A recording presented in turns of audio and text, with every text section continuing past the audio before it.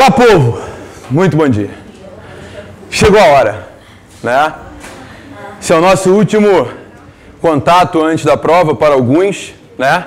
Para outros não, porque eu ainda vou estar lá com vocês na porta da Cândido Mendes. Então, alguns eu ainda encontro, alguns eu não encontro mais. Então, na verdade, chegou a hora da gente condensar todo o conhecimento que a gente viu durante esse último mês e meio de curso, relembrar o que vocês não lembram mais e entender o que eventualmente vocês já criaram dúvida, porque afinal de contas só tem dúvida quem estuda, não é verdade? Então agora a gente vai tentar matar as questões da prova. Espero ter sorte nessa aula de hoje. Fiz minhas orações, pedi minhas bênçãos. Espero ter sorte, como eu já tive algumas vezes. Espero engasgar no meio da aula com alguma lei, como já aconteceu algumas vezes. E espero acertar, que não a primeira opção, a segunda opção. Como sempre acontece, né? Eu nunca acerto, mas sempre a segunda dá certo. Então, se for uma ou outra, tá bom. Bom, obviamente que em 3 horas eu não vou conseguir falar a matéria inteira. Mas o que a gente vai fazer? A gente vai focar primeiro em direito processual, todas as peças, cabimento, requisitos, o que não pode faltar. Depois a gente vai um pouquinho para direito material, batendo naqueles pontos que eu ainda acho importantes, que podem eventualmente cair na prova. Acho que essa prova não vai ser tão difícil quanto parece, quanto estão desenhando por aí, mas pode vir difícil. A gente vai passar mesmo assim. Vamos começar a trabalhar então. Bom, para falar de direito processual em matéria tributária, é muito simples. Existem peças que a forma de identificação ela está no próprio enunciado. Aliás, existem não. Todas são assim. Então, de cara, de antemão, eu peço a vocês, leiam a prova de vocês com muita atenção. Com muita atenção. Bom dia, meu amigo Alexandre. Bom te ver. Gente, presta bem atenção. O primeiro ponto que a gente tem que identificar, porque a peça de mais difícil identificação, ou melhor, as peças de mais difícil identificação são as ações anulatória e declaratória. Digo isso pelo seguinte, repetição de indébito fica claro, você pagou e quer receber de volta. Pagou indevidamente e quer receber de volta. Só cabe repetição de indébito. Pode até misturar com outra, mas só cabe repetição de indébito. Consignação em pagamento, você quer pagar. É o tipo de peça que não tem como ter dúvida. Gabriel, mas eu quero pagar uma parte, não quero pagar tudo, eu não posso fazer uma anulatória? Não, você quer pagar. Se você quer pagar, não tem como você fazer uma anulatória. Você quer pagar é consignação em pagamento. Duas que nós já identificamos facilmente. A peça de embargos à execução também é uma peça de muito fácil identificação, pelo menos na prova da ordem. Por quê? A banca da FGV já nos ensinou, e quem ensinou foi a banca. A banca já disse pra gente, houve penhora, houve a nomeação de bens à penhora, e a parte te procura dentro de 30 dias, só cabem embargos. Não adianta fazer outra, mas o STJ entende. Não interessa o STJ pra gente. Só cabem embargos dentro desses 30 dias. Então, você não pode se ater também ao detalhe da lei que fala em intimação da penhora. Nomeou bens à penhora para a FGV, cabem embargos dentro dos 30 dias. 3 peças identificamos facilmente. Gabriel, agora a gente fica então entre declaratória, mandado de segurança e anulatória. O mandado de segurança, sinceramente, eu também acho que é de fácil identificação. Por quê? A FGV deixa claro quando quer mandado de segurança e quando só vai aceitar mandado de segurança. Ela já fez isso 2 exames. Aliás, no 9º exame foi isso. Matéria de direito que não necessita de dilação probatória dentro do prazo de 120 dias e é o rito mais célere. Caramba! Vai errar mandado de segurança? Não dá. A prova falou para vocês. Façam mandado de segurança. A prova falou. O que pode gerar mais dúvida na cabeça de vocês, na hora da prova, é a declaratória e a anulatória. Por quê? Porque, apesar de todos os posicionamentos do STJ, no sentido de que a declaratória tem eficácia executiva, Na prova da ordem, isso não funciona. Na prova da ordem, a eficácia executiva da sentença declaratória não funciona. Então, se houve crédito constituído, não cabe declaratória. Esqueçam declaratória. Porque se houve crédito constituído, esse crédito tem que ser anulado. Então, a gente vai começar discutindo aqui o cabimento da declaratória e da anulatória. E o nosso marco determinante é o quê? É o crédito tributário. É a existência do crédito tributário. Porque se o crédito tributário existe, eu preciso anular esse crédito tributário. Se o crédito não existe, eu não tenho que anular. Então eu tenho que declarar que a relação jurídica é indevida, que a relação jurídica não existe, para quê? Para que efetivamente eu possa não ser tributado no futuro. Opa, peraí. Então um critério importantíssimo para a nossa prova é pensar no seguinte: para quando eu quero os efeitos? Eu quero a produção de efeitos para o passado? Quando eu vou querer a produção de efeitos para o passado? Quando eu quiser anular alguma coisa que já existe. Eu quero produzir efeitos no passado porque algo de ruim já aconteceu. Eu já fui tributado, eu já fui autuado, o crédito já foi constituído. Então o que eu preciso? Anular. Agora, se eu quero evitar uma cobrança futura, afastar uma cobrança futura, ou seja, hoje eu não estou sendo tributado, mas no futuro eu serei. Eu serei se nada fizer. Aí eu quero declarar que aquela relação jurídica não presta. Eu quero declarar que aquela relação jurídica não existe. E essa declaratória vai ter efeitos para frente. Então já começa a clarear na nossa cabeça que a anulatória, ela produz efeitos pretéritos. A declaratória produz efeitos para o futuro. Tranquilo, gente? Tá fácil? Então, primeiro ponto é, existe o crédito? Se existe, eu tenho que anular. Então, antes da constituição do crédito, eu falo de ação declaratória. Depois da constituição do crédito, eu falo de ação anulatória. Olha o que eu disse para vocês. Crédito constituído, eu vou anular esse crédito. O crédito ainda não foi constituído. Eu vou declarar que a relação jurídica é inexistente, que a relação jurídica não presta, que a relação jurídica não está correta, que ela não pode se instaurar. A resposta está na pergunta. Sempre. O maior inimigo de vocês agora é vocês mesmos. Ou seja, se você não ler com atenção, você pode errar. Então pensa. Lê o enunciado com calma e viu que ainda não houve crédito, não tenha dúvidas. É ação declaratória. Crianças, prestem bem atenção em Gabriel. A ação declaratória para evitar tributações futuras. É criada uma lei hoje, que entra em vigor em 1º de janeiro do ano que vem. A relação jurídica já está instaurada? Não. Eu quero evitar que essa relação jurídica seja instaurada. Então eu faço qual ação? Declaratória de inexistência da relação jurídica. Peço uma tutela para suspender a exigibilidade do crédito e afastar essa cobrança. Ou seja, eu vou evitar uma tributação futura. Eu vou afastar uma tributação futura. Agora, o enunciado fala que eu sofri um auto de infração, uma notificação do lançamento, recebi um carnê. Gente, é fácil, você não precisa saber tributário. Você não precisa ser o Alberto Xavier para poder entender que você recebeu um carnê, você é devedor. Recebeu o carnê de IPTU, o crédito está constituído? Claro que está, até porque o crédito do IPTU se constitui com o envio do carnê. Súmula 397 do STJ. Recebeu uma autuação fiscal, o crédito está constituído? Claro que está. Recebeu uma nota de lançamento, o crédito está constituído? Claro que está. Se o crédito está constituído, o que você tem que fazer? Você tem que ingressar com uma ação que produz efeitos para o passado. Você precisa anular esse crédito que foi constituído.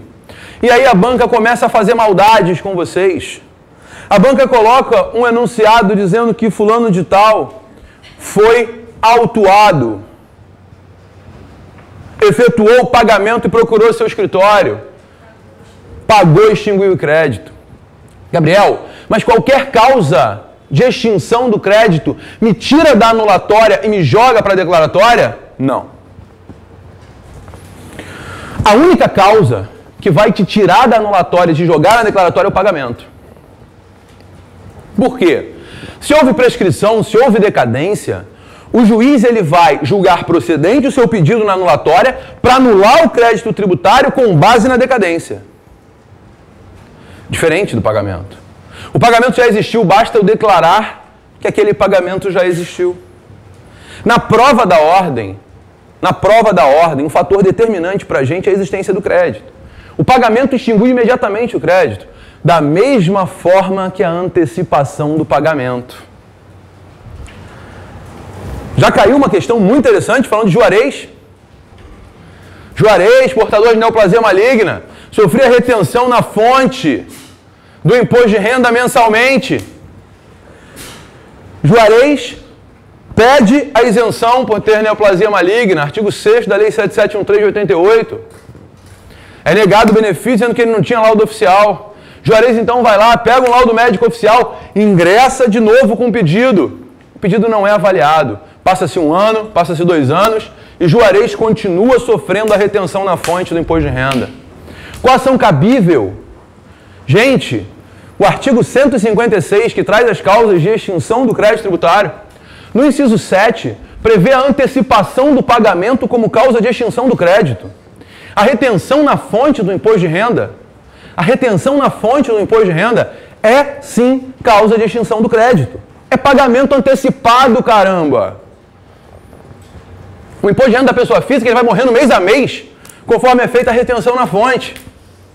Portanto, no caso de Juarez, como houve antecipação do pagamento, o crédito foi extinto. O crédito foi morrendo mês a mês. Portanto, a ação cabível é a ação declaratória com tutela. Para quê? Para declarar essa doença que o Juarez tem, para declarar o direito à isenção por causa da doença, por causa da neoplasia maligna. Declaratória com tutela e repetição de indébito. Por quê? Porque a partir do momento que Juarez apresenta o laudo médico oficial à Receita Federal, a Receita Federal já deveria ter avaliado, a partir do momento em que ele tem um laudo médico, está constituído o seu direito de gozar daquela isenção. Então eu vou fazer a repetição de indébito desde o dia da ação até o dia em que eu protocolei aquele laudo médico oficial. Faz a repetição mesmo se ele não pedir? Então, o enunciado não pediu repetição de indébito nessa prova. O enunciado diz que Juarez procurou para fazer a ação cabível.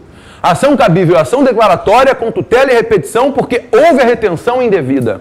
A banca não era a FGV na época dessa prova. A banca era uma banca muito mais flexível, que era a CESP. Apesar de cruel a CESP na primeira fase, ela era muito mais flexível na segunda. A CESP aceitou nessa prova o mandado de segurança com liminar, puro e simples. Porque já tinha um laudo médico oficial, não tinha avaliação de prova, bastava dizer que ele tinha direito.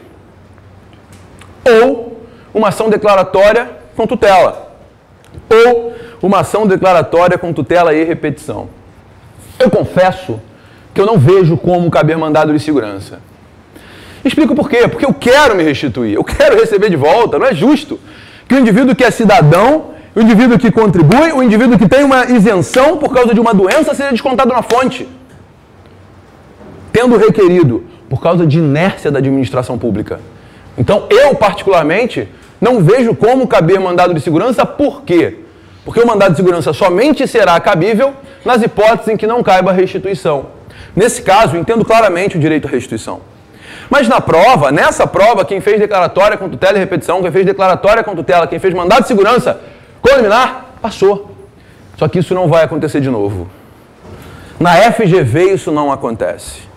Na FGV só coube 2 peças diferentes uma vez.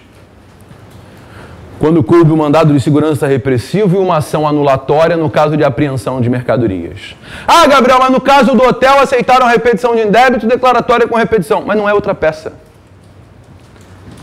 Percebam? a declaratória com repetição não é tão diferente assim de uma repetição de débito. A diferença é que a declaratória vai produzir efeitos para o futuro, a repetição vai te restituir, só isso. Gente, não é difícil. O que vocês têm que pensar é o seguinte: houve o pagamento, houve, o crédito está extinto. Eu quero evitar cobranças futuras, eu declaro. Eu quero anular créditos constituídos, eu anulo.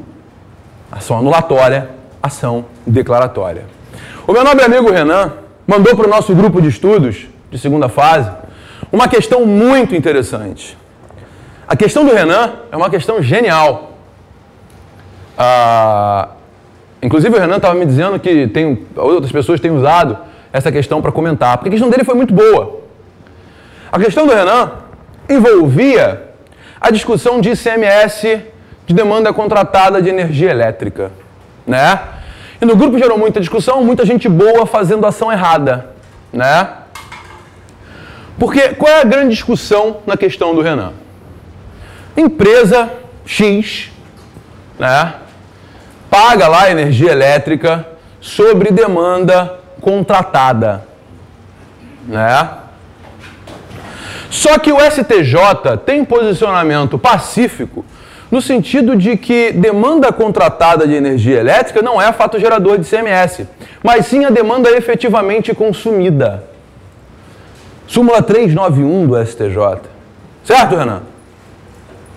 A questão é, Gabriel, me explica isso que eu não entendo muito bem. Explico. Determinadas empresas, elas precisam manter a carga de tensão de energia elétrica. Como hospitais, por exemplo. O hospital não pode ter queda de tensão. Posto de gasolina não pode ter queda de tensão. E aí o que é feito? Essas empresas fazem contratos com as concessionárias de energia elétrica para receber uma tensão mínima. Ou seja, fazem um contrato de demanda. Só que esse contrato de demanda nunca é 100% consumido, porque é um contrato muito alto.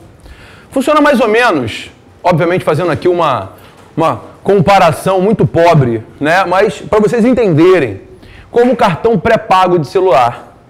Você vai lá e compra um cartão de R$25, você tem R$25 para gastar. Se você gasta menos, legal. Se você gasta mais, cada minuto que passa custa mais R$35. Né? Obviamente não é assim, eu estou exagerando, mas você paga um cartão de R$25 e fala 30 minutos, você passou 1 minuto daquela demanda contratada de cartão pré-pago, você vai gastar R$2, R$3 o minuto, sei lá quanto custa isso. Energia elétrica não é diferente. E as empresas, então, fazem um contrato muito alto para não precisar ultrapassar. Então, elas sempre consomem menos. A discussão no STJ foi o seguinte, olha só, peraí, eu contratei X demanda, mas eu só consumi 20% do contratado. Só houve a circulação da mercadoria no tocante a 20%, porque energia elétrica é mercadoria, né? 155, parágrafo 3º da Constituição. Só houve o consumo de 20%, só houve a circulação de 20%, portanto, só tem que pagar ICMS sobre 20%. O STJ foi lá e decidiu realmente. O ICMS só vai incidir sobre a demanda efetivamente consumida. Perfeito. Energia elétrica é mercadoria, 155, parágrafo 3º. Fato gerador é a circulação de mercadoria, circulação somente se deu no tocante aos 20%. Súmula 391. Maravilha. Aí que gerou o grande problema. Quem vai ingressar com essa repetição de débito? Porque o artigo 166 do CTN fala que no tocante aos tributos indiretos, que é o caso do ICMS, só tem legitimidade para ingressar com a repetição de indébito o contribuinte de direito, que comprove que suportou o ônus financeiro ou que tem autorização do consumidor final que suportou. No caso da energia elétrica, a concessionária, por contrato de concessão, repassa todos os tributos para o consumidor final. Ela vai ter interesse em ingressar com uma ação? Nunca. E aí o STJ, excepcionalmente, entendeu que nos casos de demanda contratada de energia elétrica, o legitimado para ingressar com a ação é o consumidor final. É o contribuinte de fato. Ou seja,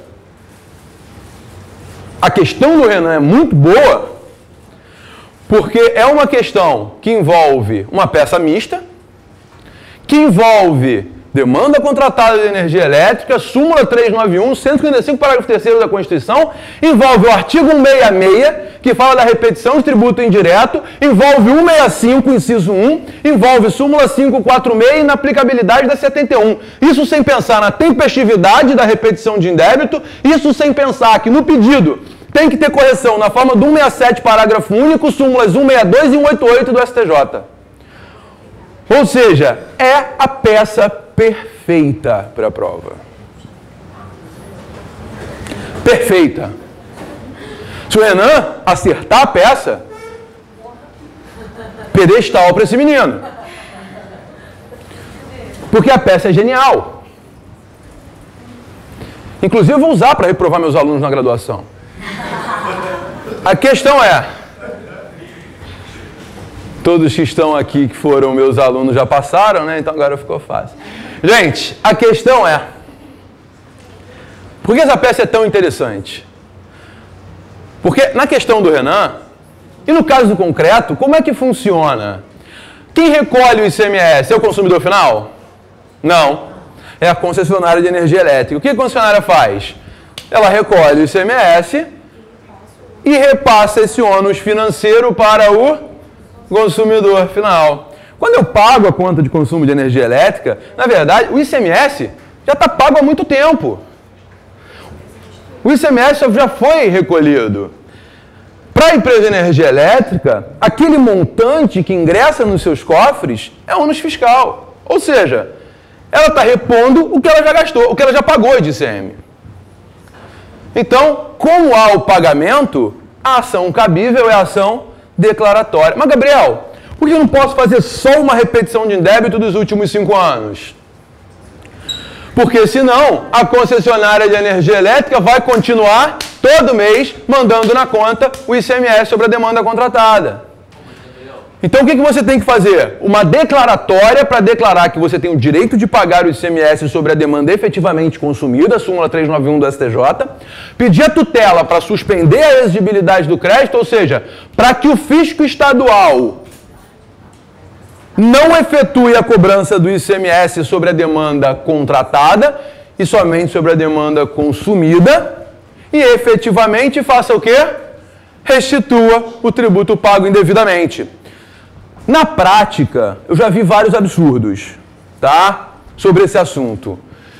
É o que eu digo, na prova é técnica, na prática é bagunça. Eu já vi ação declaratória com tutela e repetição de indébito contra a Ampla, empresa de energia elétrica. Gente, mas a Ampla tem que recolher imposto? A Ampla é Estado, a Ampla está exigindo? A Ampla é aceitativo do ICMS? Óbvio que não. E o pior, eu já vi sentença de juiz contra a Ampla excluindo o Estado do polo.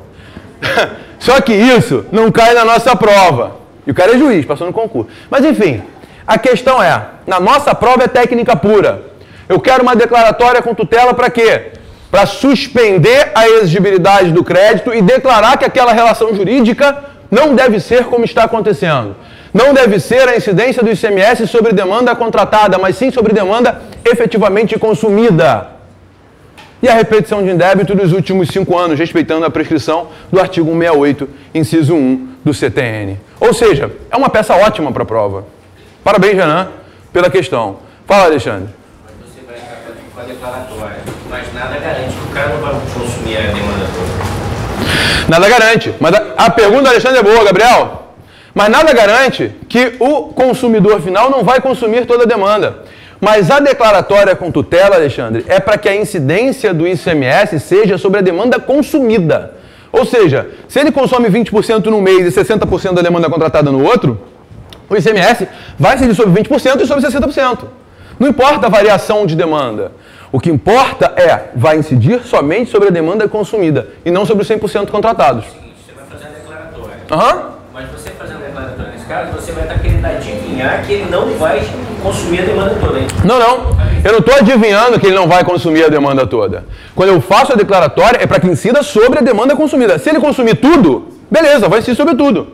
Se ele não consumir nada... Mas nesse caso não caberia a declaratória. Claro que caberia.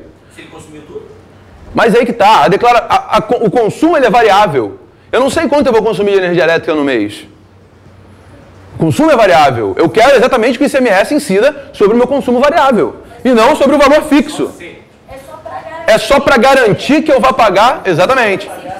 Só para garantir que eu vou pagar sobre o que efetivamente eu consumo. Se eu consumir tudo, vou pagar sobre tudo. Se eu consumir nada, vou pagar sobre nada. Ou melhor, não vou pagar. Beleza? Tranquilo? Gente, acho uma excelente questão. Aliás, falando aqui sinceramente, não muda o meu posicionamento. Acho que é uma prova para uma peça mista. Ou seja, acho que é uma prova para declaratória com tutela e repetição ou anulatória com tutela e repetição.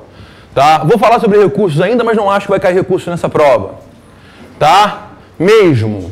Se cair, também é fácil, mas eu vou falar. Acho que vai ser uma inicial, acho que é uma peça mista. Se não for, eventualmente uma consignação em pagamento em caso de bitributação.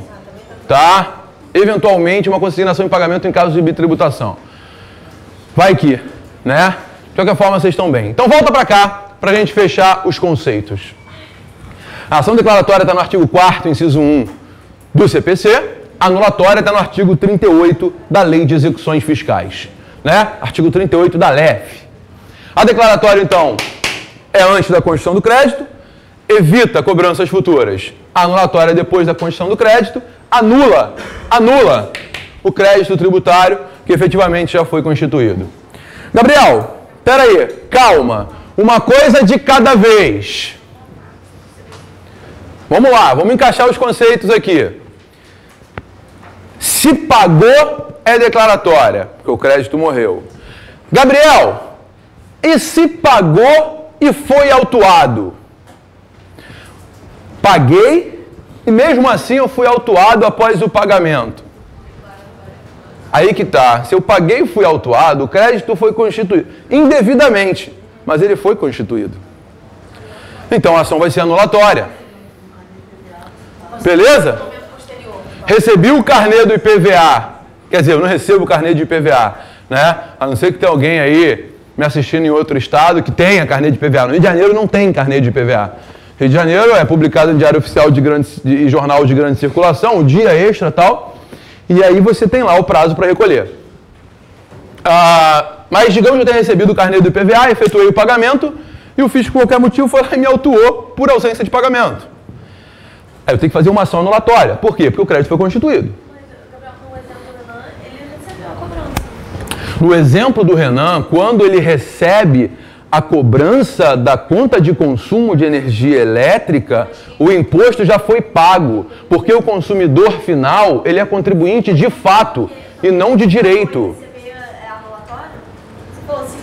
Não. O que eu estou falando é isso. Você não pode confundir consumidor de direito e consumidor de fato. Tá? Nesse caso do IPVA, eu sou contribuinte de direito. Desculpa, eu falei consumidor de direito. Corrige, contribuinte de direito, contribuinte de fato. Nesse caso, eu sou contribuinte de direito. Ou seja, eu sou contribuinte do IPVA, eu paguei o IPVA e eu fui autuado porque eu não paguei. Se fosse a concessionária sendo cobrada, seria anulado. Tá? No caso da concessionária, lá na cobrança do ICMS, tá? Se eu fosse a concessionária, eu seria contribuinte de direito. Aí é outra história. Tá? Aí eu recebi a cobrança, eventualmente poderia ser uma anulatória. Crédito constituído anulatória, pensa sempre nisso. Tá? Gente, fala, doutora Júlia. Por exemplo, nesse caso da demanda contratada, primeira conta de luz. Vamos falar, eu falei o tributo, eu quero passar para você. Se faz 120 dias e tudo mais, eu teria que fazer uma... Olha só, Júlia, você, pelo seu exemplo seguinte, se fosse demanda contratada de energia elétrica, você recebeu a primeira cobrança, poderia fazer mandado de segurança. Júlia, você tem que receber de volta aquele mês, né? De qualquer forma, você já tem um mês para receber de volta, então não caberia. Se você falar assim, Gabriel, eu não quero receber de volta nada, você poderia fazer mandado de segurança sim, não tem nenhum problema. Então você recebe a conta de luz e passa um bônus para você. Eu entendo que eu poderia fazer mandado de segurança para não pagar aquilo. Agora, esse mandado de segurança seria... Não, né? O mandado de segurança não pacifica. O mandado de segurança pacifica a relação jurídica, claro. Se você tem no mandado de segurança uma procedência do pedido, uma concessão da segurança para reconhecer que aquela relação jurídica não é regular, obviamente vai impedir cobranças futuras. Tá? O primeiro carnê você não pagou, você fez o mandado de segurança para não pagar. Sim, não tem nenhum problema. Não tem nenhum problema. Sim, sim. Óbvio, tem que estar respeitado. Mas se você não, provavelmente, vai respeitar os 120 dias, porque quando recebe o carnê, você vai ter aí um mês no máximo para pagar, né? Tranquilo? Gente, até aqui foi? Então, ó, a discussão de declaratória e anulatória é muito simples, tá? Acrédito, não acrédito. Acrédito, ação anulatória. Não acrédito, ação declaratória. Houve pagamento, o crédito morreu. Beleza? Agora, aproveitando o gancho, todas as duas sempre são com tutela na nossa prova. Nunca caiu uma declaratória ou anulatória sem tutela. E já teve prova que falar de tutela valeu 2.1. 2.1 falar dos requisitos da tutela. Gente, presta atenção no que eu estou falando. Ouve o tio Gabriel. Saber o conteúdo de direito da peça não vai necessariamente fazer diferença na sua prova. Saber a estrutura da peça vai te dar 3 pontos. Escuta o que eu estou falando. Vai te dar 3 pontos. Tá? Faz a estrutura bonita. Endereçamento, qualificação de autor, qualificação de réu. Respeita os requisitos, é uma anulatória. Fala do depósito, tem depósito, não tem? Fala dos fatos, direito, tutela. Faz os pedidos na ordem. Não esquece do valor da causa, não esquece do pedido de provas. 3 pontos. Não sabe nada do direito. Não sabe nada do direito. 3 pontos. Ou seja, dá para passar com calma, com tranquilidade. Tirou 3 na peça. Uma questão é fácil, 1.25.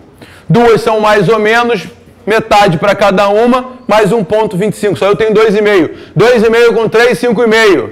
A quarta, não é possível que a questão difícil você não acerte um artigo da resposta.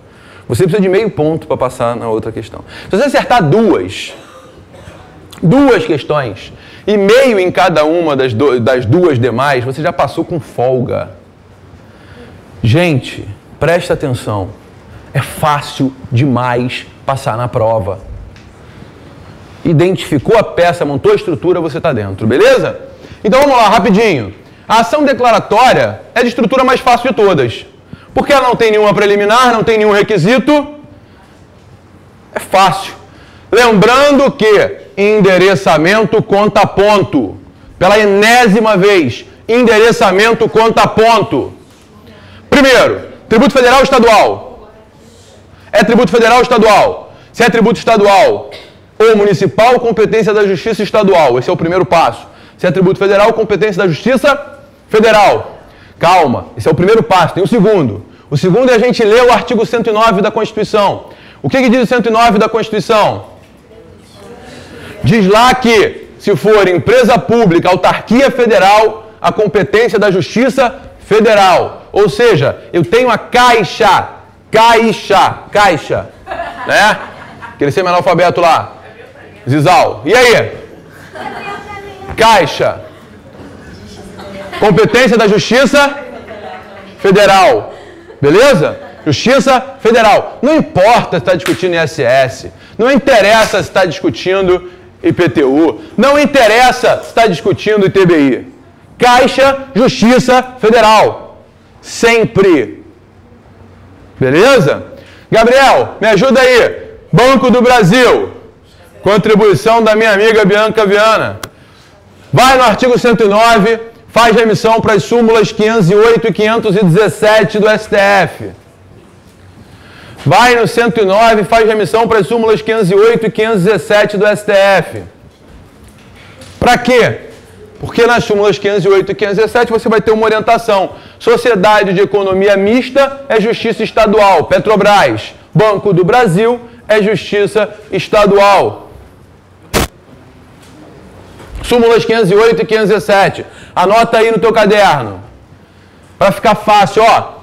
Joinha, molezinha, meio pontinho de endereçamento. E aí é fácil. Botou meio ponto no bolso, é para ficar feliz. Só que não pode esquecer de um detalhe. A banca pode querer te pegar pelo pé. E se a causa tiver até 60 salários mínimos presta atenção, só serve para discussão na esfera federal. Juizado especial estadual não serve para tributarista. Nós não discutimos nada no juizado especial estadual obrigatoriamente, ok? Mas na Justiça Federal, presta atenção, na esfera federal, o artigo 3º da Lei 10.259 deixa claríssimo,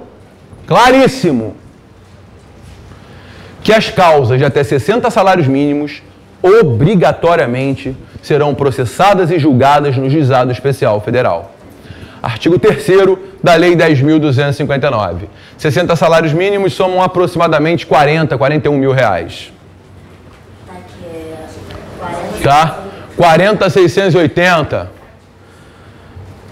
Gente, por que isso é tão importante? Cai lá uma ação anulatória de um crédito tributário constituído no valor de 30 mil reais. Essa ação anulatória é em face da União. Competência do Juizado Especial Federal. Não erra isso, gente. Isso é muito fácil. Competência do Juizado Especial Federal. Com certeza, se cair uma questão dessas na prova, eles vão tirar no mínimo meio ponto do endereçamento. No mínimo. Mas tem que olhar para as partes também, né? Porque quando é focado quando a pessoa física, microempresa, empresa de pequeno porte, esporte com uma limitada. Juizado Especial Federal? Vamos ler o artigo 3º da 10.259? Pega!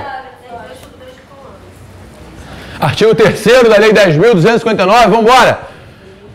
Pega esse negócio. 10.259 de 2001.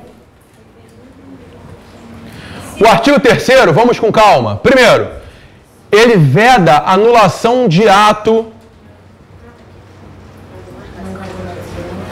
Ele veda a anulação de ato administrativo, mas permite a anulação de crédito tributário. Está aí, está escrito no artigo 3º. Então, no Juizado Especial Federal, nós vamos poder fazer a nossa declaratória, nós vamos poder fazer a nossa anulatória, a nossa repetição de indébito, a consignação em pagamento. Embargos, execução, é óbvio que não, porque é na vara da execução fiscal. Né? E mandado de segurança, rito especial, está na própria vedação do artigo 3º. Está na própria vedação do artigo 3º. Gabriel, o enunciado não falou o valor da causa, eu vou para o juizado? Não. Você só vai para o juizado. Única hipótese de juizado é se você identificar que a causa é de valor inferior a 60 salários mínimos. E para isso o juizado vai ter que falar que você quer restituir 30 mil ou que você não quer pagar 30 mil. Beleza? Tranquilo? Tá fácil?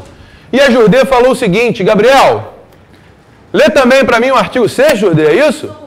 O artigo 6º, inciso 1 da Lei 10.259. O artigo 6º, inciso 1 da Lei 10.259, fala, doutora Bruna. Podem ser parte do Juizado Especial Federal Civil, como autores, as pessoas físicas e as microempresas e empresas de pequeno porte, assim definidas na Lei 9.300. Ou seja, na forma do artigo 6º, inciso 1, as grandes empresas não podem ingressar com ações no juizado especial. Tá? Então, o juizado especial fica para pessoa física, microempresa e empresa de pequeno porte. Microempresa é aquela que fatura até 360 mil por ano.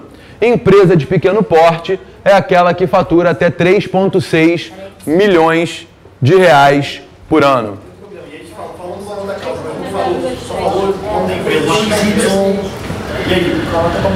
Pergunta do meu nobre amigo Léo. Gabriel, agora temos um problema. O enunciado falou que a autuação é de 30 mil, mas não falou se a empresa é de micro ou pequeno porte. A gente vai fazer o quê? A gente vai para o juizado ou a gente vai para a justiça comum? Léo, eu iria para o juizado, porque o valor da causa não estaria ali à toa. Tá? Eu acho que seria um erro muito grande da banca fazer isso. Muito grande. Mas eu iria para o juizado. Eu acho que efetivamente isso não vai acontecer. Eu acho que se cair vai ser pessoa física. Tá? Pessoa física. Eu acho que vai ser pessoa física se for o caso. Tá? Agora, a colocação da Jordê também é muito interessante. Mas, Gabriel, se anunciado vier então dizendo que a empresa XYZ ME ou XYZ é PP, eu já sei que ela é microempresa e empresa de pequeno porte, eu não tenho dúvida, eu vou para o juizado. Perfeito. Gabriel, pode repetir o valor da microempresa só porque ela vai... Microempresa é aquela que fatura até R$360 mil por ano. Empresa de pequeno porte é aquela que fatura até 3,6 milhões de reais por ano. E isso na forma da Lei Complementar 123 de 2006. Tá? Tá na Lei Complementar 123 de 2006, que é a lei que rege o Simples Nacional. Beleza? Fala de novo. Lei 123, Lei Complementar 123. Empresa de pequeno porte fatura 3,6 milhões. Microempresa, 360 mil. Fala, Júlia.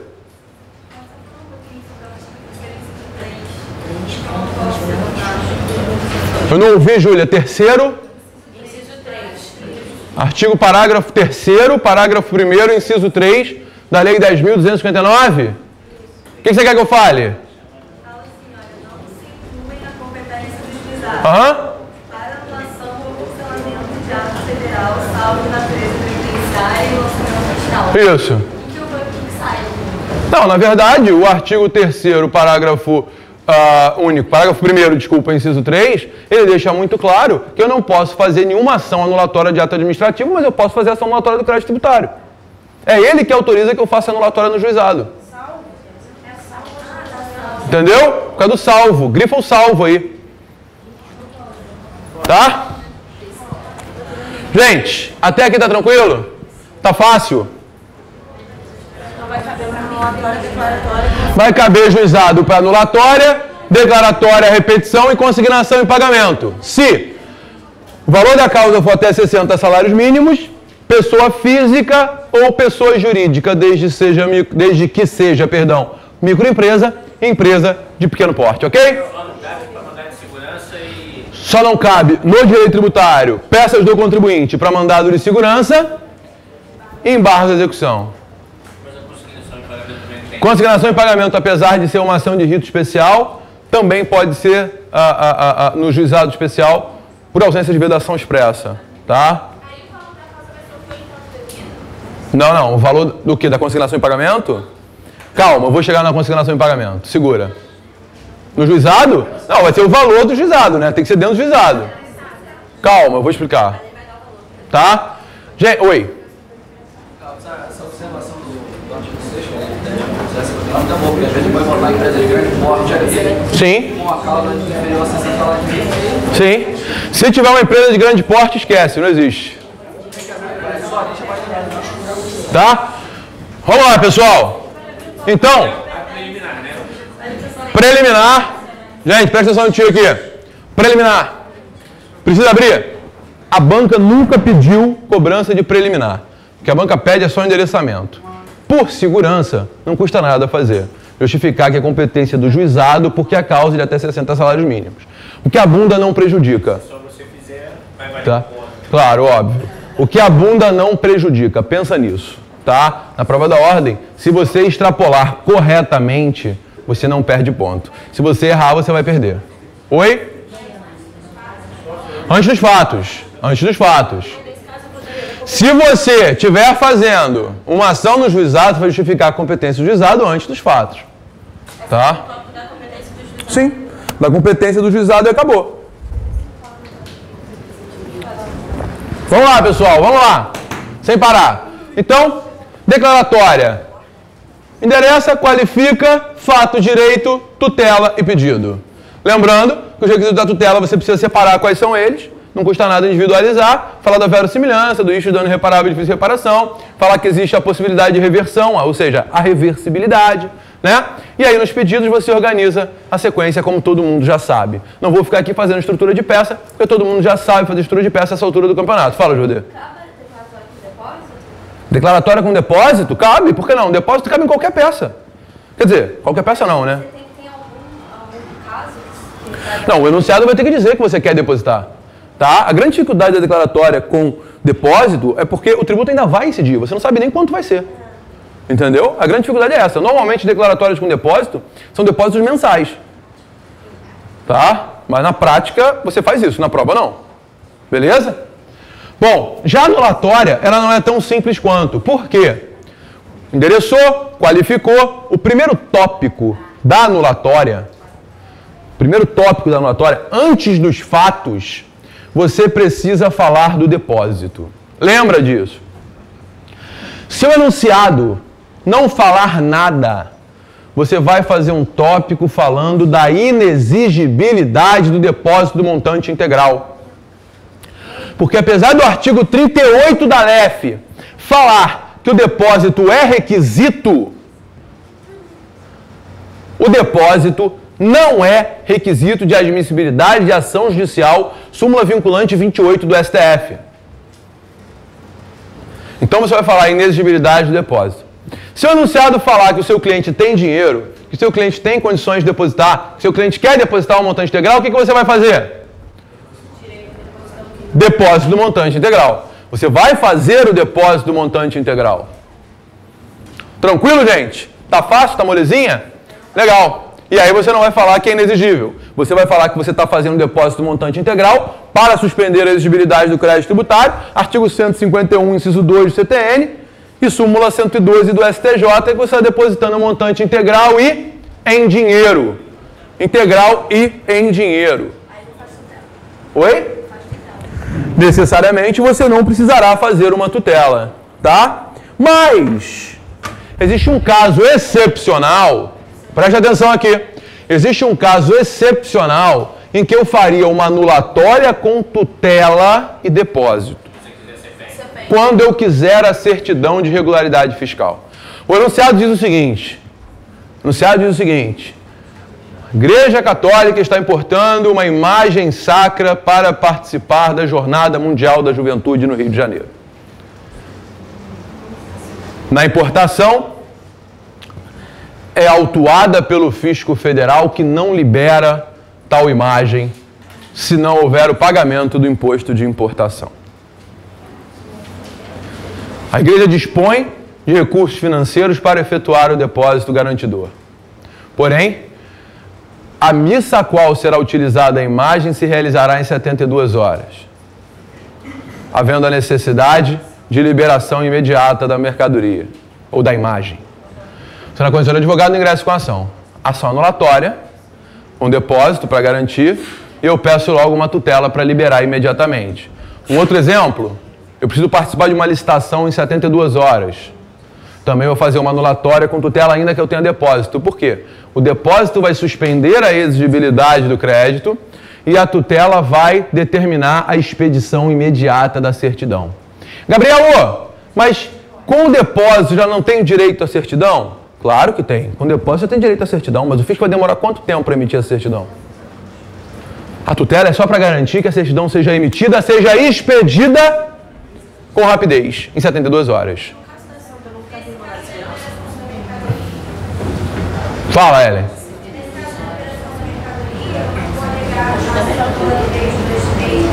Não, que é importação. A súmula 323 você não alega no caso de apreensão em aduana. Tá? Não pelo auditor da Receita Federal. O auditor da Receita Federal liberou. Essa mercadoria já foi nacionalizada. O auditor estadual bloqueou. Súmula 323 do STF. Tá? Pergunta da minha nobre amiga Karina. Gabriel, mas não poderia fazer um mandado de segurança para liberar o santo? Não, porque não cabe liminar em mandado de segurança para liberar mercadoria importada do exterior. Artigo 7º, parágrafo 2º da Lei 12.016 de 2009. Renan, meu querido, diria para você o seguinte, na prova da OAB não cai STJ, você acha que vai cair TRF2? Você acha que vai cair TRF5? Sei nem onde fica o TRF5. Brincadeira, sei sim. Abraço aí pessoal da região TRF5.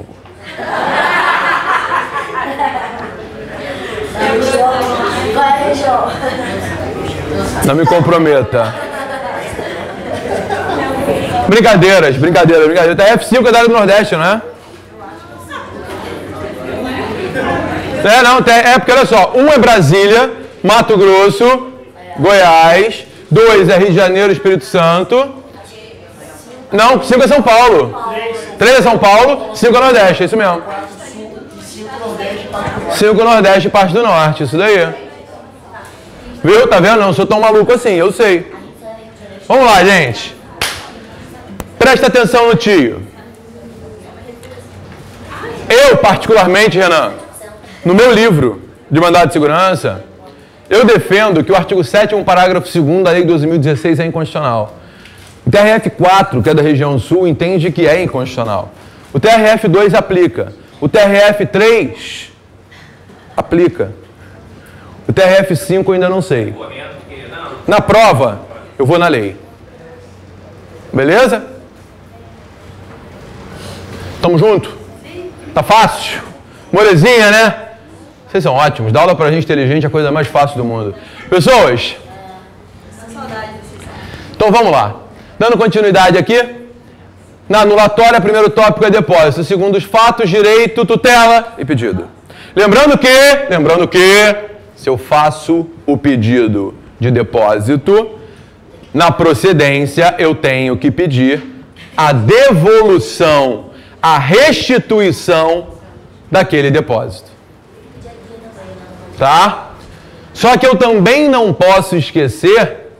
Gabriel, na prática desse depósito eu vou lá, pego a guia, deposito, está resolvido. Na prova não. Então vamos pensar nos pedidos, na sequência dos pedidos, qual vai ser? Anulatória com depósito, pura, anulatória com depósito. Primeiro pedido é a expedição de guia de depósito. Segundo pedido é a citação do réu. Terceiro pedido, procedência do pedido com devolução do depósito. Certo? Quarto pedido, sucumbência. Né? Depois provas, valor da causa, é só alegria.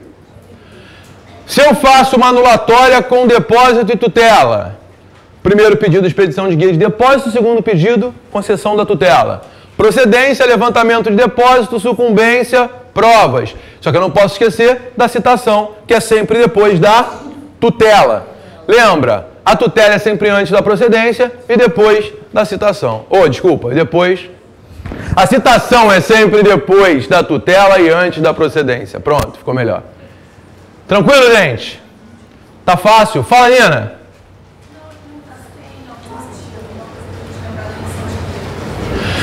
Você não vai lembrar, você não tem artigo para lembrar da emissão de guia, não tem jeito. Tá? Infelizmente. É um esforço mental que você vai ter que fazer. Tranquilo? Gente, até aqui estamos juntos? Tá fácil? Tá legal? Maravilha. Gabriel. Oi? Não, o juizado, claro que pede. O juizado federal você pode produzir provas. Inclusive tem a própria contadoria judicial que faz isso. Beleza? Crianças, já que eu estou aqui, vamos aproveitar o gancho. Mandado de segurança preventivo, mandado de segurança repressivo. Toda vez que houver declaratória, cabe mandado de segurança preventivo. Tá certo isso? Tá errado. Toda vez que houver mandado de segurança preventivo, cabe declaratória. Tá certo isso? Tecnicamente correto. Na prova, errado. Por quê? Mandado de segurança é via estreita. Declaratória é via larga. Toda vez que couber mandado de segurança, cabe declaratória. Mandado de segurança repressivo, cabe anulatória. Ponto. Indiscutível na técnica, indiscutível na prática. Na prova, não. Rito mais célere, está dentro do prazo decadencial de 120 dias, não tem necessidade de dilação probatória. Mandado de segurança. Matéria de direito. Mandado de segurança sem sombra de dúvidas. Pode abraçar e fazer o mandado de segurança e vai passar. Agora, o enunciado não falou nada, aí eu já teria minhas dúvidas. Por quê? A grande dificuldade aqui não existe mais. Antigamente, o enunciado ficava só brincando com vocês. Falava da necessidade de tomar crédito de CMS, porque aí não caberia mandado de segurança pela necessidade de dilação probatória. Ok?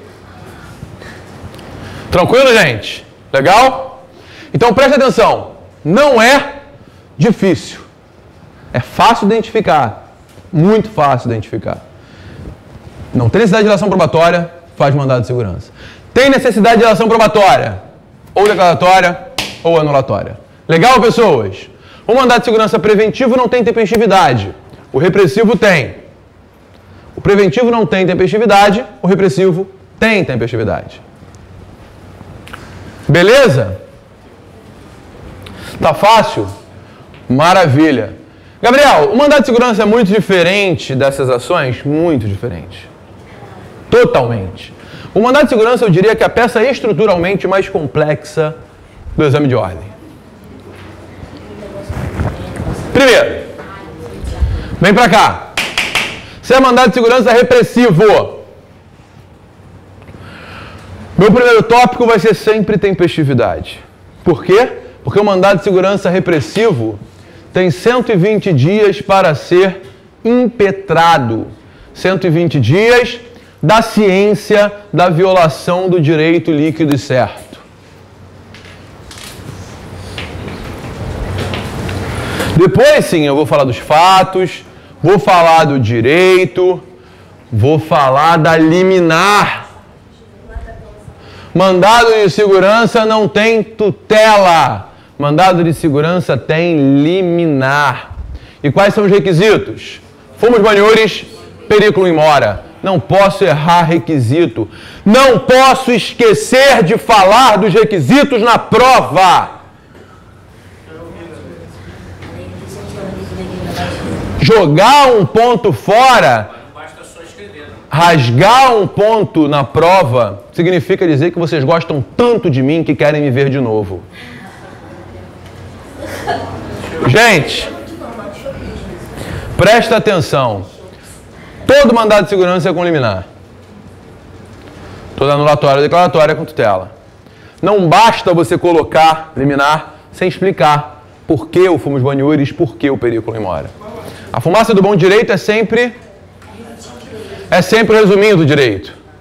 O perigo da demora é porque, se não for concedida a liminar, não haverá suspensão da exigibilidade do crédito. E sem a suspensão da exigibilidade do crédito, o fisco vai executar, vai inscrever em dívida ativa e eu vou sofrer a constrição dos meus bens. Beleza, gente? Tá molezinha? Suave? Fácil? Fala, Rafael. Beleza. 7º, inciso 3 da Lei 12.016 é onde você encontra a liminar no mandado de segurança. Reclama, Renan? Ok. Gente, tá fácil? Tá moleza? Tá ridículo? Não há dúvidas? Maravilha. Crianças, tá fácil. Tá fácil. Até aqui, tem como ter dúvida de identificação? Nenhuma. Nenhuma. Agora o enunciado fala que o crédito foi constituído, que eu fui autuado e que eu quero pagar. Se eu quero pagar é a única peça que não pode ter dúvidas. Essa não tem como. O enunciado falou assim, ó, quer pagar. Acabou. Quer pagar é ação de consignação e pagamento. Artigo 164 do CTN.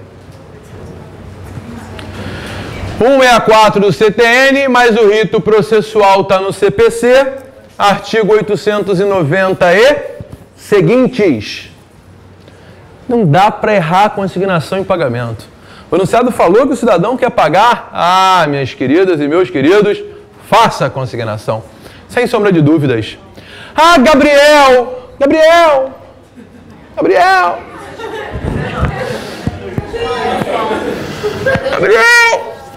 Agora, Gabriel! Desesperou! Gabriel, não aguento mais, Gabriel! Pressão na minha cabeça! Fui autuado para pagar IPTU e taxa de limpeza urbana, Gabriel! A taxa de limpeza urbana é ilegal, Gabriel. É inconstitucional porque viola o 145, inciso 2. Eu tenho que anular, Gabriel. A ação de consignação e pagamento serve para isso. Para quê? Para você pagar o IPTU e matar a taxa. A ação de consignação em pagamento já tem esse objetivo, de anular aquilo que é indevido. Você não combina a ação de consignação em pagamento com nenhuma outra. Beleza, crianças? Tá fácil. Agora relaxa. Usa. Quem não assistiu Bad Boys não vai entender, né? Usa. Gente, presta atenção. Agora é o momento da calma. Quer pagar, faça a consignação. Não tem como você querer pagar e fazer outra peça. Não tem como. Ah, Gabriel, mas eu vou criar uma hipótese. Então cria. Cria até o final da aula, porque eu não consigo. Beleza? Tranquilo? Porque a ação anulatória é para anular. Não tem como anular e querer pagar ao mesmo tempo. A declaratória é para dizer que eu não devo. Como é que eu vou pagar e dizer que não devo? Não tem como. Beleza? Gente, 164. Cabe a consignação em pagamento. 164, inciso 1. Subordinação do pagamento do tributo ao pagamento de outro. Subordinação do pagamento do tributo ao pagamento de multa. Acho que essa é fácil demais para cair. Oi? O bis in idem vai cair na subordinação do pagamento do tributo ao pagamento de outro. Digamos que o município opte por fiscalizar e arrecadar o ITR. O município optou por fiscalizar e arrecadar o ITR. O município manda para o mesmo contribuinte um carnê de IPTU e o carnê de TR. E aí? Eu vou fazer uma ação questionando o quê? Questionando o meu direito de pagar só um deles. Beleza? E aí depende do caso concreto, claro. Mas é o município que está cobrando os dois. É o inciso 1. Beleza? O inciso 2 fala do quê, Yane?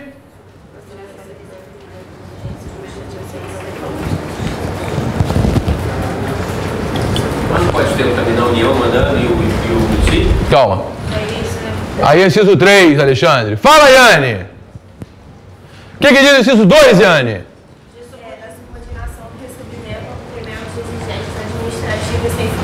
Subordinação do pagamento ao cumprimento de exigência administrativa sem fundamento legal. Digamos que em determinado município, o responsável pela fazenda edita uma norma evitando, ou melhor, impedindo o pagamento do ITBI com cheque. É legal essa exigência? Não. Óbvio que não. Você quer pagar com cheque, você pode fazer uma ação de consignação em pagamento para dizer que pode pagar com cheque? Pode. Já deposita com cheque lá. Tranquilo, gente? Oi.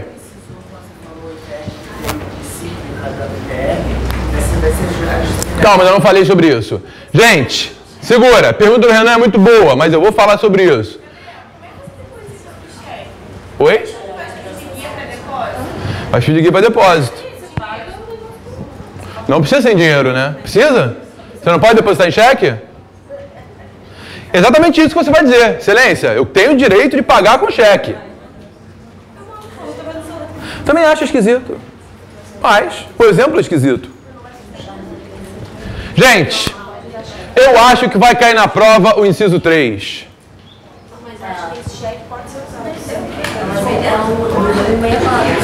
Se cair a CP, vai ser o inciso 3. 164, inciso 3 do CTN. Ação de consignação em pagamento em caso de bitributação. São dois entes cobrando tributos sobre o mesmo fato gerador. Dois entes cobrando tributos sobre o mesmo fato gerador. Dois municípios cobrando ISS. Esse é o exemplo clássico. Tem uma empresa de construção no Rio de Janeiro e vou prestar um serviço em Niterói. Niterói. Rapaziada que está me assistindo aí na internet, que não sabe onde fica Niterói, é onde vai ter Vila Mix no dia da prova. Falou em Vila Mix, todo mundo sabe onde fica. Gente, deixa pra lá. Presta atenção. Construção no Rio de Janeiro, constrói um prédio em Niterói. A empresa está sediada no Rio de Janeiro e constrói um prédio em Niterói. Onde é devido o ISS? Niterói. Construção é local da prestação do serviço, certo, Alexandre? Obviamente, na hora da prova, o que vocês vão fazer se cair uma questão de serviço?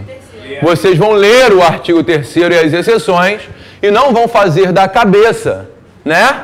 Por que vocês não vão fazer da cabeça? Porque você pode errar, às vezes a cabeça falha, o nervosismo da prova, aquela pressão, sente um negocinho. Então, você vai fazer o quê? Vai ler, não é isso? Tá com código, o código é para ler. O código não é para você carregar peso, ficar com escoliose e tal, é para ler. Certo? Maravilha. Então, leu. O ISS é devido aonde? É em Niterói. Niterói e Rio de Janeiro estão cobrando o mesmo ISS. Qual a ação? Ação de consignação em pagamento em face dos dois. Os dois são réus. Os dois são réus. Os dois são réus. Tanto Niterói quanto Rio de Janeiro. Eu vou qualificar Niterói, eu vou qualificar Rio de Janeiro e vou botar contra os dois. Ok? Vou ajuizar a ação de consignação em pagamento em face dos dois. Pergunta, José. Eu vou ajuizar onde? A regra do direito tributário do domicílio do contribuinte. Essa é a regra. Artigo 127 com 159, ambos do CTN. Ok?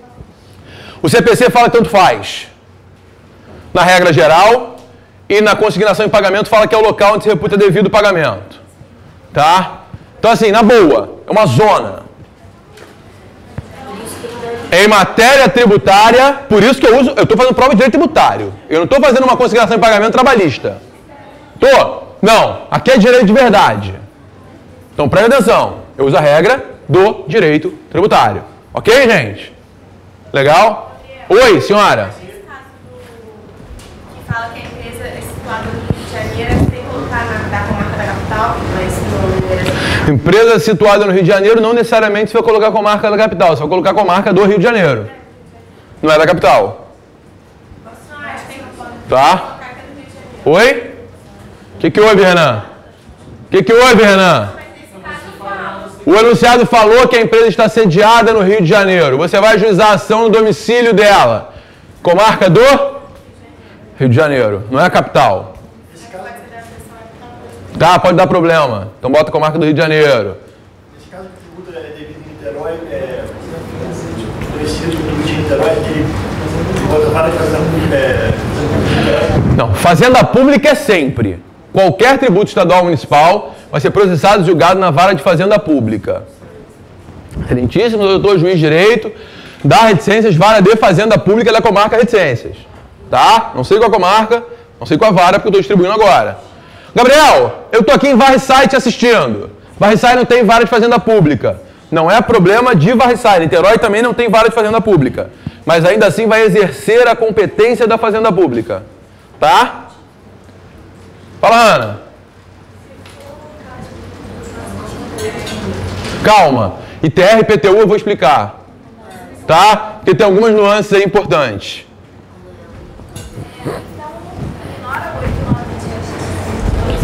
Você não ignora, você interpreta o artigo 891 do CPC para a matéria tributária.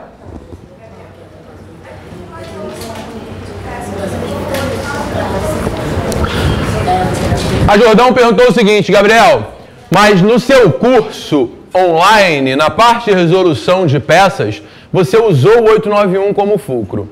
É a peça de locação de andaime, né? Essa peça foi uma peça da época da CESP, tá? A CESP adotava o 891, tá? A FGV, eu não sei o que ela adota, porque nunca caiu uma ação desse sentido. Eu procurei até questões de múltipla escolha da FGV para ver se tinha alguma nesse sentido, para deixar claro para a gente o que ela gosta, e não tem nenhuma nesse sentido. A gente tem que ver o que ela vai adotar na prova. E aí, nesse caso, eu abriria um tópico justificando competência. Tá? Abriria um tópico justificando competência mesmo. Dizendo que é o domicílio do contribuinte, artigo 127 com 159, ok? Aí eu coloco, lá no endereçamento eu coloco da comarca X ou da comarca Y? Não. Pergunta da Daiane. Gabriel, a empresa está sediada na cidade de, sei lá, de Varre-Site, na cidade X do estado X. Excelentíssimo senhor doutor, juiz de direito da reticências, vara de fazenda pública, da comarca X do município... Desculpa, é isso mesmo. Da comarca do município X do estado Y. É isso mesmo.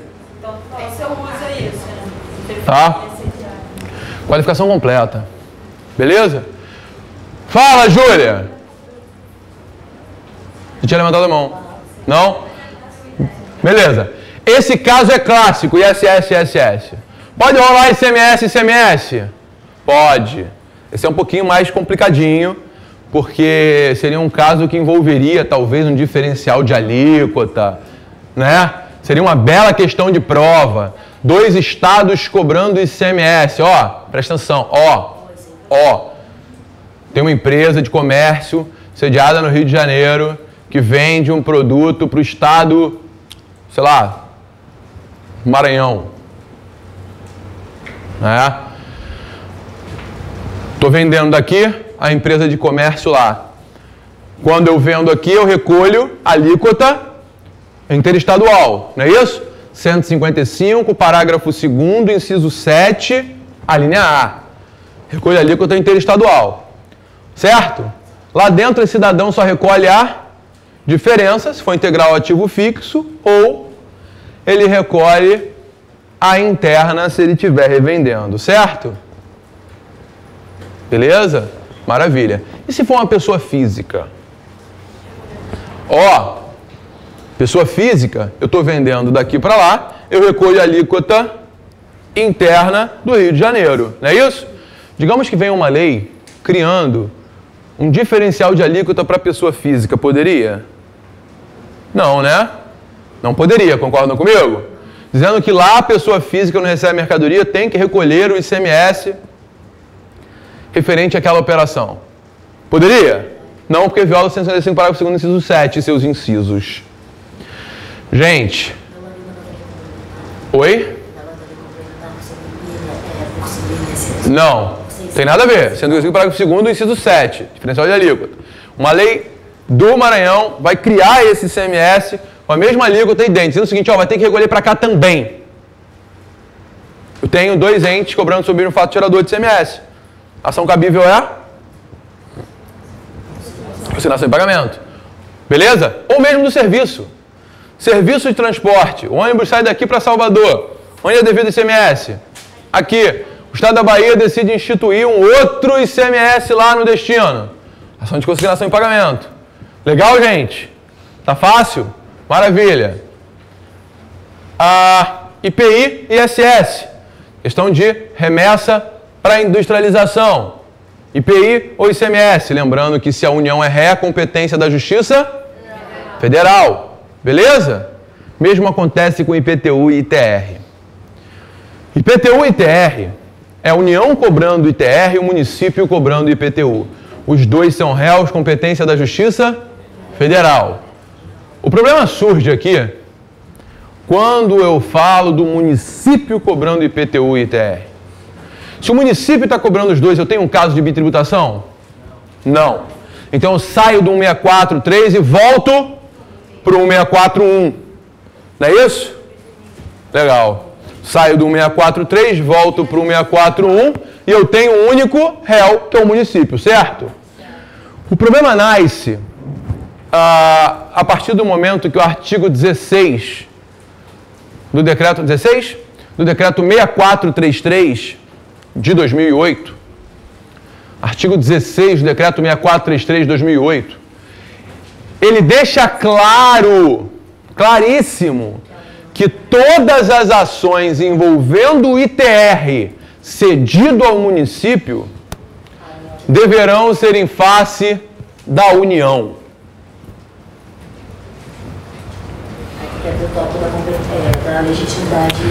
E aí, no caso de IPTU e ITR, mesmo que seja o município cobrando, eu vou obrigatoriamente colocar a União no polo passivo, vou justificar a competência da Justiça Federal, vou justificar a legitimidade passiva da União no artigo 16 do Decreto 6433 de 2008.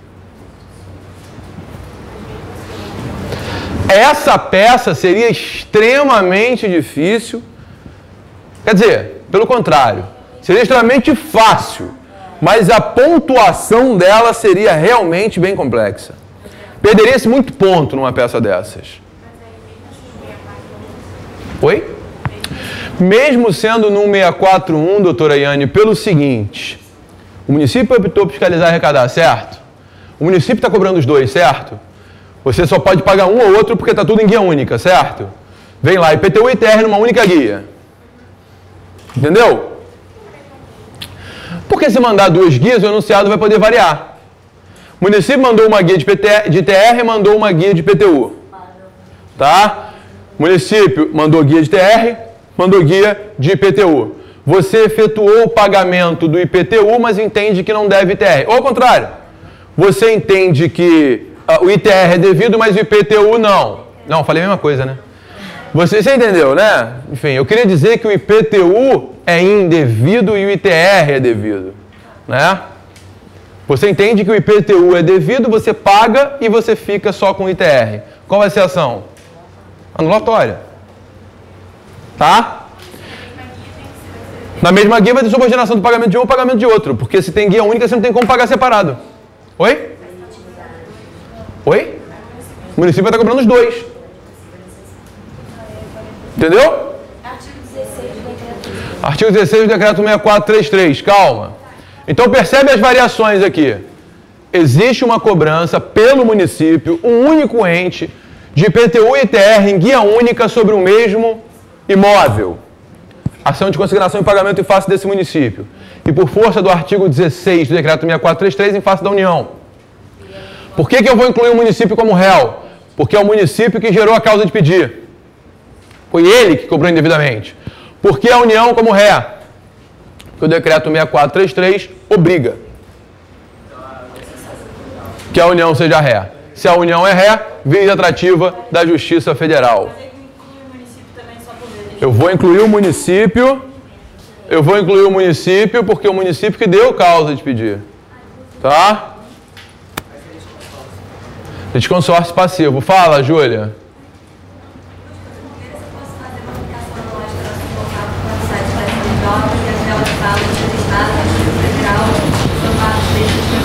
Sim. E a segunda não é direito. E a minha pergunta é, se o município institui uma lei dizendo que o salário bom não é urbanizado, mas a estimação do imóvel é rural. Eu vou pela lei ou vou pela destinação do imóvel? Duas perguntas da Júlia. A primeira é a seguinte, Gabriel. Eu vou usar a súmula 447. A justificativa para o município ser réu é a súmula 447. É a aplicação da súmula 447 do STJ que diz que quem recebe restitui. Então, se o município opta por fiscalizar e arrecadar o ITR, é o município que vai receber, né? Só que eu não estou falando de repetição de débito. Eu estou falando de consignação e pagamento, tá? Eu aplicaria a súmula 447 só analogicamente para justificar que o município ali gerou problemas, tá? Foi o município que deu a causa de pedir, exatamente aquilo que a gente estava falando. Agora, a sua segunda colocação foi, Gabriel, e se na questão, no fundo de direito, disser que o município declarou a área como urbana, mas a destinação é rural? O que prevalece é a destinação. O que prevalece é a destinação rural. Tá? Se o enunciado não falou nada, declarou a área como urbana, IPTU. Agora, se a destinação do imóvel é rural e está em área urbana, vai incidir TR Decreto-Lei 57 de 66, artigo 15. Oi? Não é destinação sempre, calma. Se a questão não fala nada que o imóvel tem destinação rural, mas fala que houve lei declarando a área como urbana ou urbanizável, vai incidir IPTU. Agora, se fala que o município declarou a área como urbana ou urbanizável, mas o imóvel tem destinação rural, apesar da declaração da área como urbana ou urbanizável na forma 32, parágrafo 1º do CTN, aplica-se o artigo 15 do Decreto-Lei 57 de 66. Ok? Beleza? Gente, até que tá todo mundo junto? Dando só uma complicadinha, tá? O município, presta atenção, o município, ele optou por fiscalizar e arrecadar o ITR. Tá? O município optou por fiscalizar e arrecadar o ITR. O município optou. O município mandou duas guias. O município mandou duas guias para o mesmo contribuinte. O contribuinte entende que deve pagar o ITR e não o IPTU. Ele paga o ITR porque tem destinação rural e aí você ingressa com uma ação anulatória contra o município, certo? Beleza. Beleza, entenderam, gente? Porque olha só, você tem que tomar cuidado na prova. O enunciado fala lá que o município mandou 2 cobranças, você já vira a chave para a ACP. Não, não necessariamente. Pode ser que o município efetue 2 cobranças em guias separadas, um é pago e o outro tem que anular. Beleza? Legal. E se a cobrança ele efetua o pagamento do IPTU, mas quer anular o ITR? Hã? Ó, o município mandou 2 carnês. Efetua o pagamento.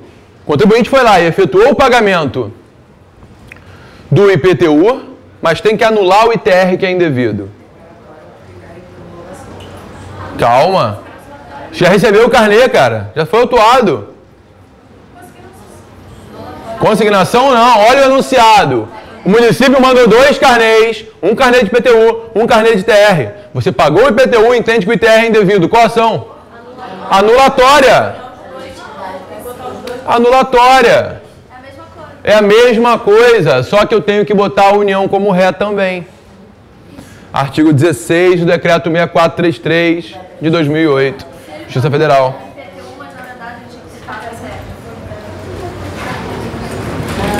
A pergunta da Jordê é, Gabriel, e se ele pagou o IPTU, mas na verdade ele tinha que ter pago o ITR? O enunciado vai ter que falar isso, né? Eu não posso pressupor. Aí eu vou ter que fazer uma ação de repetição de indébito do IPTU que foi pago indevidamente, né? Artigo 165, inciso 2. Ok? Beleza? Calma aí, rapidinho. Para, um de cada vez. Fala, Julia, fecha. Só repetição de indébito, outro é devido, eu tenho que pagar. Ok? Nesse ponto aí de você colocar a União e o município, você ajuda a justificar por que a União está no polo passivo. Sim. Justifica também porque o município ou só a União? Justifico porque os dois estão no polo passivo. Tá? Legitimidade passiva? Legitimidade passiva você pode abrir um tópico só da legitimidade passiva e justificar. Porque União, porque município separado, em 2 parágrafos. Ah, tá, não. Da competência e da legitimidade passiva, são 2 diferentes. Tá? Mas legitimidade pode ser um só. Você não precisa falar da legitimidade da União e da legitimidade do município. Não. Da legitimidade passiva. Fala da União, fala do município. Da competência federal. Qualificação separada. Em face da União, qualifica. Em face do município, qualifica. Ok? Fala. Ana, não estou te ouvindo. Ah. Isso. Inciso 3 não, Ana. Pelo amor de Deus. O município cobrou tudo em guia única, é um município. Você só vai para o 164, inciso 3, se você tem 2 ou mais credores. 2 ou mais entes que se reputam credores do mesmo tributo.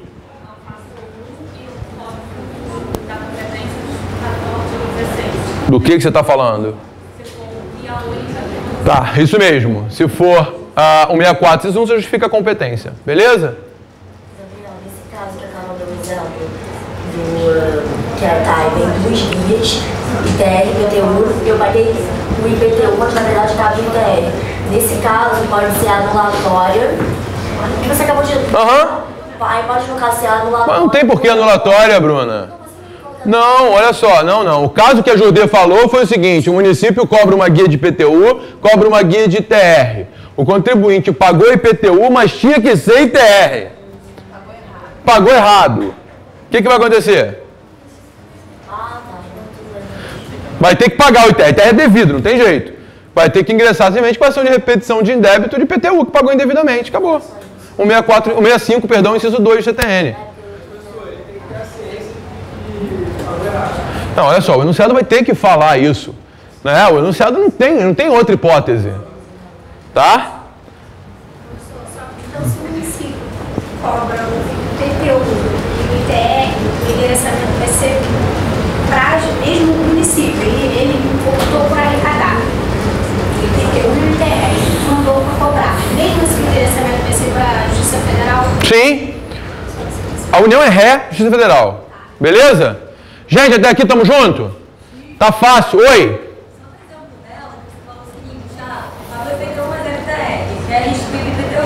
Vai poder declaratória de detenção. Por quê? Para poder classificar Não. Não precisa. O município cobrou IPTU e ITR. Você... O município cobrou IPTU e a União cobrou ITR e a consignação em pagamento.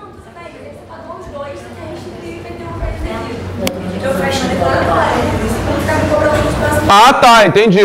O município cobrou IPTU, a União cobrou ITR e você pagou os dois. O ITR é indevido. Você tem que fazer uma ação de repetição de débito em face da União. Declaratória com tutela e repetição, a declaratória pode dizer que não é devido. Perfeito. Não disse que a declaratória sempre vai caber junto à repetição. Não disse isso. Se você tiver uma obrigação que é continuada, sempre vai caber. Se for um pagamento único, não vai caber declaratória. Beleza? Claro, se for obrigação continuada, declaratória com tutela e repetição. Gente, olha só, presta atenção. Presta atenção. Presta atenção. No caso de violação, anterioridade e noventena, tá? IPI, por exemplo. O IPI submete a noventena, mas não submete a anterioridade de exercício, certo? Digamos que o IPI seja majorado no dia 21 de agosto. Ele pode ser cobrado 90 dias depois, não pode? Então, vamos contar mais ou menos 21 de setembro, outubro e novembro. Beleza? Então, a partir de 20, 21 de novembro já pode ser cobrado. Concordam comigo? Maravilha. Só que ele é majorado no dia 21 de agosto, no dia 22 ele já é cobrado a maior. O cliente te procura no dia 25 de agosto.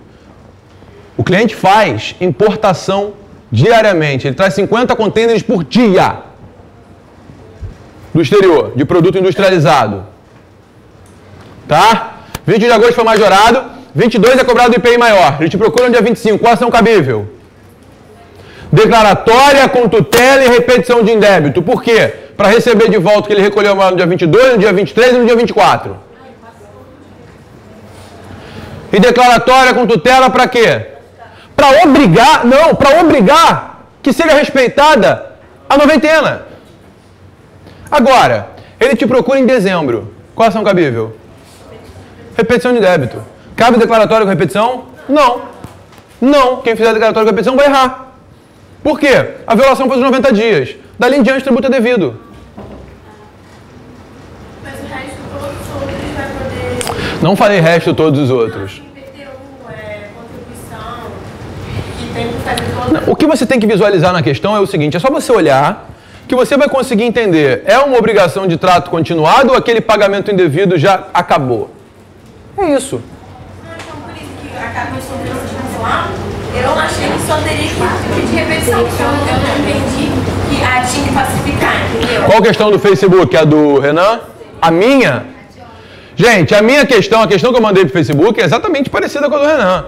É uma obrigação de trato continuado. O enunciado fala o seguinte, olha, a empresa não aguenta mais pagar COFINS sobre ICMS, é uma empresa de comércio, a Patrícia viajou falando de IPI, não tem IPI, ela é uma empresa que vende, certo, Patrícia? Larga essa porcaria desse WhatsApp, né? A empresa, ela é uma empresa de comércio, não está escrito indústria e comércio, está escrito empresa de comércio, entendeu?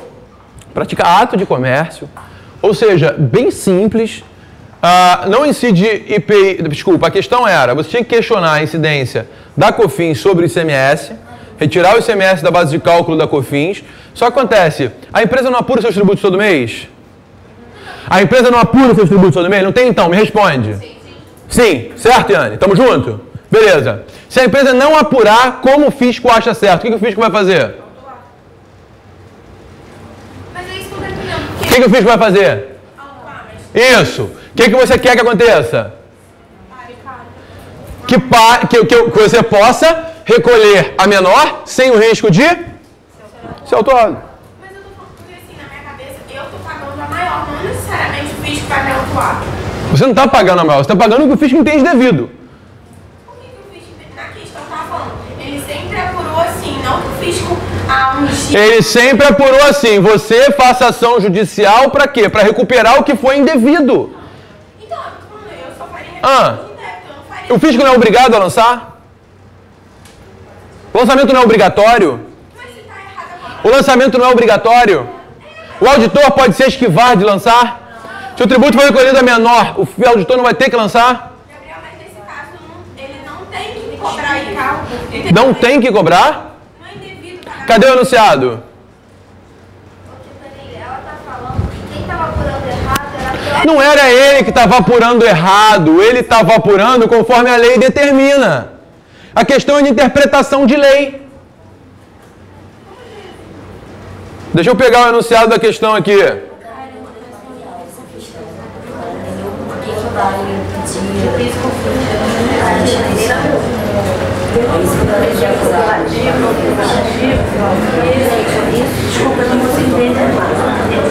Ó, a questão diz o seguinte, gente, presta atenção aqui.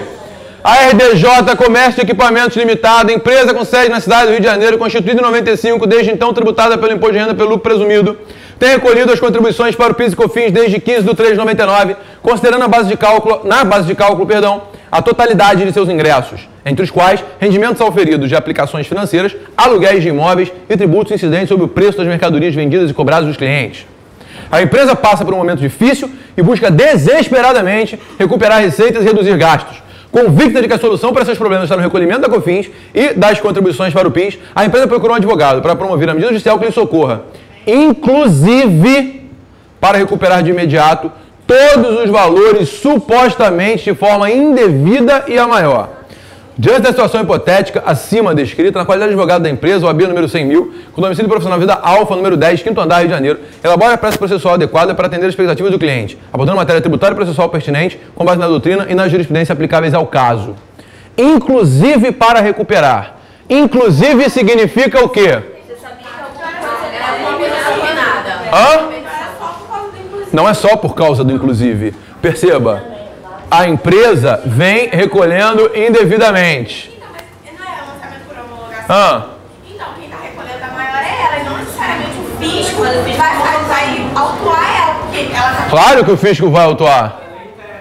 Porque a lei está errada. É a interpretação de lei. O artigo 3º da 9718, que foi interpretado pelo judiciário de outra forma.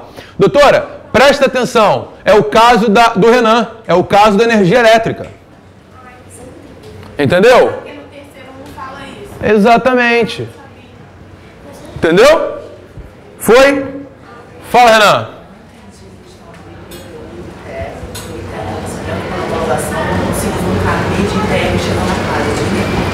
Ué, o município autuou porque você não pagou o ITR, Renan.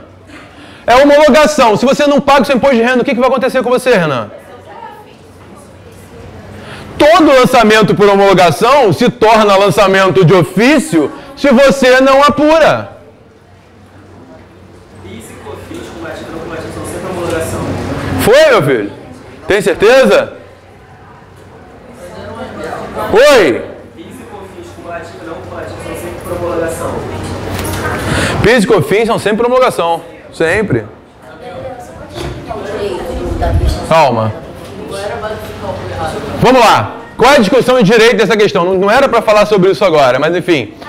Já que a gente está falando de cabimento da peça, você entendeu, Yane? Tem certeza por que é declaratória com tutela e repetição? Eu entendi, é que eu não estava entendendo que nesse artigo terceiro tem outra... Tá. Vamos lá no artigo 3º da 9718. O enunciado fala que apura pelo regime cumulativo, não é isso? Regime cumulativo, eu vou para 9718. Regime não cumulativo, eu vou para qual lei? 10833. São 10833 e a 9718. São as leis de... Se cair, vocês pelo menos já sabem, né?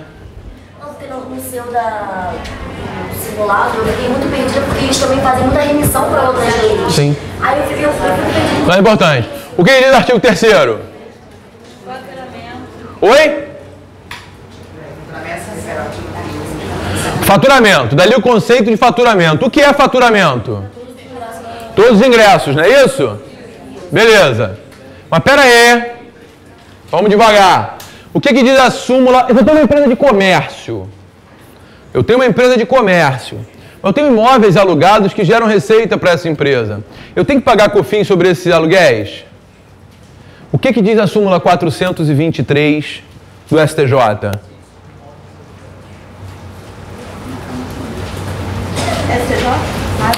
423 do STJ. Vamos lá, vamos pegar a súmula 423. Incide sobre as receitas provenientes das operações de locação de bens imóveis. Incide sobre a locação de bens móveis, a súmula 423. Fala de bens imóveis? Não. Eu tenho que falar da súmula 423. Tenho que falar que o próprio STJ entende que incide COFINS sobre locação de bens móveis. Mas eu defenderia a não incidência sobre locação de bens imóveis? Defenderia ou não? Claro que defenderia. Oi? Claro, eu vou falar que não incide COFINS sobre a receita oferida na locação de bens imóveis por não se tratar do objeto. Não é isso? Ainda citaria a súmula 423. Inclusive o STJ falou que incide, mas é sobre bens móveis e não sobre bens imóveis. Beleza? Gabriel, eu já vi um monte de jurisprudência contrária a você. Tá bom, eu sei que tem um monte de vezes contrária, mas também tem um monte a favor. E o outro ponto que eu tinha que abordar aí, qual era? É um ponto que ainda não está pacificado no STF, que é a não incidência da COFINS sobre o ICMS. Empresa de comércio, não é isso? Então, e a questão ainda fala do imposto recolhido e repassado ao consumidor. Está escrito aí. Oi? Não, toda COFINS. Veja bem, presta atenção. Como é que funciona o ICMS? A gente já falou sobre ICMS aqui algumas vezes sobre tributo indireto. Vocês ainda têm uma dificuldade com o tributo indireto muito forte, a prova é amanhã, estou preocupado. Tá? Vocês estão vendo, vocês estão procurando pelo em ovo. É mais fácil do que vocês estão pensando. É só pensar o seguinte, o que é tributo indireto? A loja recolhe, destaca e repassa. Acabou. É assim que funciona. Não é isso? Beleza, eu sou uma loja de comércio. Vendi 1 milhão. De ICMS eu vou ter pelo menos 190 mil, não vou? Esquece crédito. 190 mil de ICMS, eu estou no Rio de Janeiro, que aqui é 19%, não é isso? Beleza. Vocês concordam comigo que desses 1 milhão de faturamento, 19% de ICMS, esse dinheiro não é meu? Sim. Porque eu destaquei, repassei e me devolveram. Não é assim que funciona? 190 mil, eu recolhi, eu peguei aqueles 190 mil e entreguei para o Estado. Depois eu mandei na nota, pegaram e me devolveram aqueles 190 mil. Não é assim que funciona? A discussão é, esses 190 mil fazem parte do meu faturamento? Não. Mesmo assim você paga. Essa é a questão. Para COFINS faz, não faz?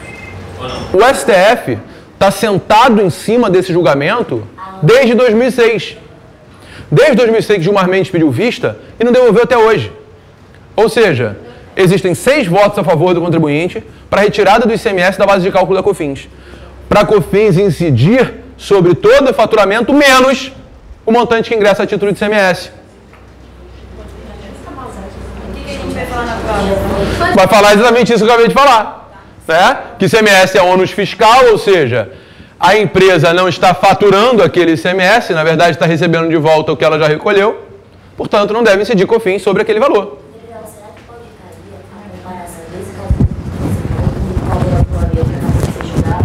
Não. Não. da importação legal para ser julgado, não, né? Só isso. Oi? Cara, a diferença de receita e faturamento é o que nem o STF sabe até hoje. Faturamento é o resultado da venda. É tudo que ingressa. Ponto. Não, receita Receita é tudo que ingressa. E faturamento e receita seriam para o STF sinônimos. Tá? Beleza? Tranquilo? Gente, até aqui tá fácil? Então agora, a gente vai tocar nessa matéria. No caso, enquanto não está em julgamento... Pausa, Paty.